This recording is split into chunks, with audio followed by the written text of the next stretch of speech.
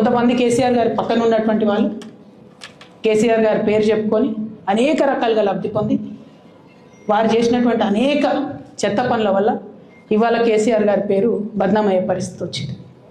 అయినా మళ్ళీ వాళ్ళని మోస్తాం, అయినా మళ్ళీ వాళ్ళని ముందుకు తీసుకెళ్తామని అనుకుంటే పార్టీ ఎట్లా ముందట్టుకుపోతుంది? ఒక బిడ్డగా నిజంగా నేను బాధపడతాను. ఇవాళ 5 సంవత్సరాలు ఇరిగేషన్ మంత్రిగా చేసినటువంటి హరీష్ రావు గారిది మేజర్ పాత్ర లేదా దీంట్లో? అందుకే కదా కేసీఆర్ గారు వారిని సెకండ్ టర్మ్లో తప్పించిండ్రు. ఈ మొత్తం కాళేశ్వరం ఎపిసోడ్లో కేసీఆర్ గారికి మరక అంటిందంటే 2-3 వ్యక్తులు కారణం. మాజీ రాజ్యసభ సభ్యుడు ఒకలైతే, హరీష్ రావు గారు ఒకలైతే, మెగా కృష్ణారెడ్డి గారు ఇంకోటి, మెగానో బోగానో ఏదో.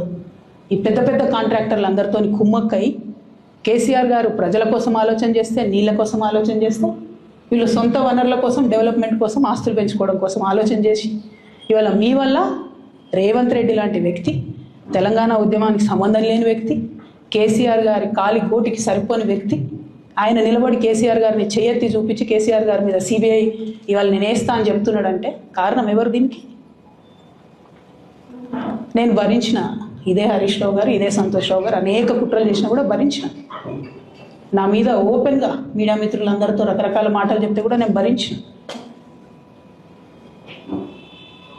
నా పర్సనల్ అటాక్కి నేను ఎప్పుడు కూడా వాళ్ళను ఇంతవరకు పేరు పెట్టి పిలవలేదు, మాట్లాడలేదు. ఫస్ట్ టైం చెప్తున్నా. నేను ఎందుకోసం చెప్తున్నా? కేసీఆర్ గారికి ఈ వయసులో సిబిఐ ఎంక్వైరీ ఏందండి? ఎందుకోసం ఆ కర్మ పట్టింది? ఎందుకు భరించాలి? ఇటువంటి వాళ్ళని చూస్తూ ఎందుకోసం ప్రొటెక్ట్ చేసుకోవాలి?